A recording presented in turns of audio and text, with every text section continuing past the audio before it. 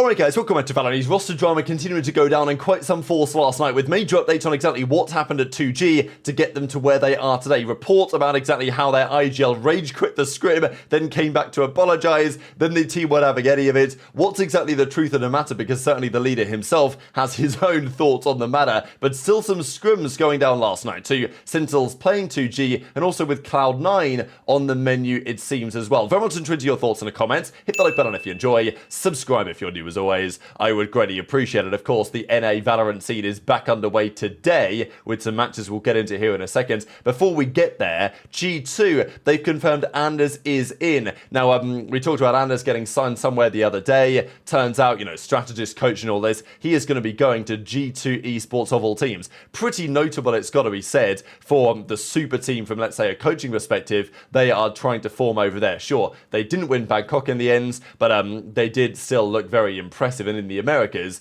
they are no doubt the team to beat. Big game yesterday in challenges. This was your promotion relegation, right? So the playoffs happened the other day. SR Black got the victory, and then it was promotion relegation over the last couple of days, and this is how that went. So, unfortunately for Shopify Rebellion Gold, the Game Changers World Champions, they qualified just about for challenges in the first place, had a pretty terrible split. I mean, if we look at the Swiss stage and stuff, I think they ended up, down here at 16th last place.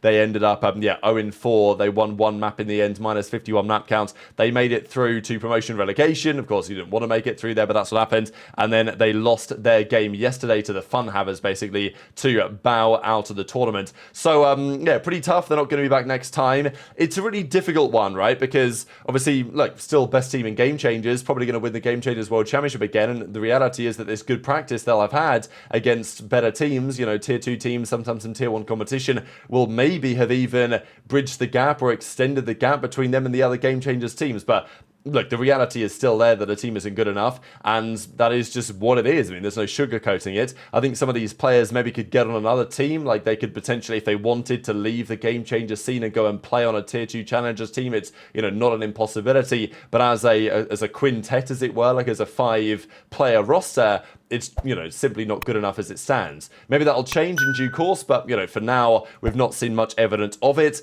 SR Gold falls short. It was a nice story, of course, for them to be in challenges, but I think it was probably always destined to end this way. Ambrosia at the end, the Fun Havers, they were the ones that made it through. Now, in EMEA, for esports, they 2-0'd KOI yesterday. Pretty big result going over there for them. Good start to the season for them. And it's got to be said, this Zeus guy is out of control. On the Euro, on the Jets, absolutely insane. I mean, the Pearl was frankly ridiculous. He was 13-4. He was 24-7 with 6 assists in the ends with a 2.08 rating. And the Lotus honestly wasn't much different. I mean, this is maybe even more impressive just because it was over a larger round count, 14-12, 33-18 for a plus 15 on the Jet. So, crazy stuff really. And KOI get crushed, not by one man, but certainly he had a massive part to play in why they won that one. And then there was a very interesting series. Heretics played Apex. This Heretics team, of course, after a tricky start to the season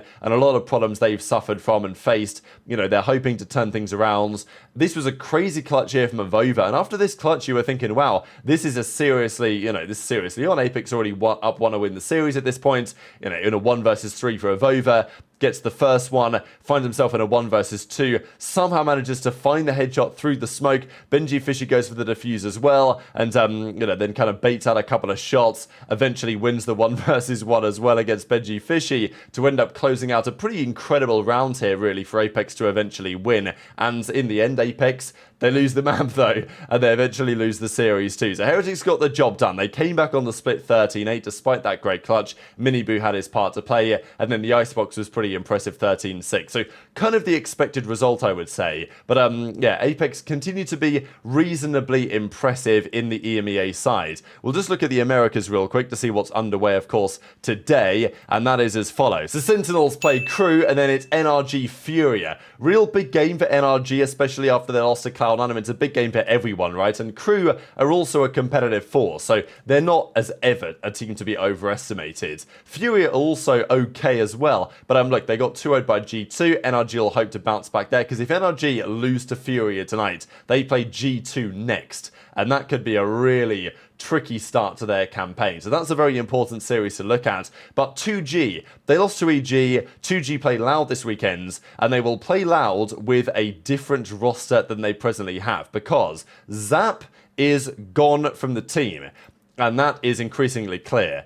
I don't know what happens here precisely, but we have loads of rumours on it. And I mean, look, the Americas always delivers the drama. So Zap, he took everything out of his bio. He took everything out, it's still in his header, right? But he took it out of his bio and everything. And we were like, oh, wow, has he just, decided to leave? That was the theory yesterday, that he had basically decided to go. Now, today, he did a tweet on the matter. And, well, we'll have a look at the translation here right about now. So this is what he has to say. And this is his perspective on the situation. Regarding yesterday's events, so that there are no more rumours and gossip about what happened, I will be as honest as possible. Yesterday, I was called to talk to my coaches, and the tone of the conversation was not what I expected. I ended up raising my voice and saying that things that were not even close to the truth to them. So, saying that he, made things, he basically said things that he wouldn't say in normal circumstances or say again. I was not in a good mood and not in good health, but none of that justifies the way that I acted. I did not offend, curse, or anything like that, but I was disrespectful to my superiors. I acted in a hot-headed way, and I know that this does not represent me and it is not close to who I am. The pressure of being here also does not justify my actions. I always made it clear that my goal this year was to make my team shine so that my brothers could compete at the highest levels of the league, because of course I know my age and the length of my career, and it's not even close to what they have left. Today I apologize to them for my rudeness yesterday, and I know that I was the one in the wrong. Regarding this, I don't hold any grudges or resentment towards anyone on the team, even though things weren't handled in the best way. Now they've happened, and we have to move on from there. Regarding my future and that of 2Game, I still don't know for sure. I said that I would play and train and practice as best as I could if that's what was best for the team, but from what I was told, that is not the decision, and I will be returning to Brazil in the next few weeks. The decision was made very quickly, and I was taken by surprise after so much time dedicated to 2Game and my team. Although I don't 100% agree with how the situation was handled, I repeat that it was my mistake, and I'm the one who should pay for it, not the team or the organisation. I also understand that many will think I'm jumping ship, but the boys and I built the ship from scratch, and I wouldn't jump ship for anything. I'm human, and I can't always get it right or take the best action, and, basically whatever God has in store for me, I'll embrace no matter what it is. Sorry to the fans. And he said one more thing as well, which was the decision, as they say in the reports, was not mine. I was removed from the team because I was not the best player for them at the time. It hurts a lot, but that's it. So, I think, honestly, an interesting assessment, to say the very least. Now, what actually happens to cause this is still a matter of great controversy. Initially, it started with this from Nguyen, and because the way that Zap describes it, he was called into a meeting, he lost his temper, said a few things that he shouldn't have said. Apparently one of those things, according to another rumour, is that he basically told the team that he would leave, form a better Brazilian team that were better than them and go on to beat them, which maybe he'll still do, I don't know. But apparently that's what he said, but it's obviously just rumours and speculation. Now, Nguyen says this, well connected in Brazil. Guys, I talked with some people here. The 2G boys trained normally yesterday. Zap got stressed out and quit. Said he was leaving the team, and that was that. It got the team by surprise because there's 3 days for the next game. They'll have to get a substitute. The situation will unfold tomorrow, whether he'll leave or not. So whether it happened during practice, as in he was playing scrims, got fed up and was like, you know what, screw this, I'm out. Like, I'm rage quitting my job.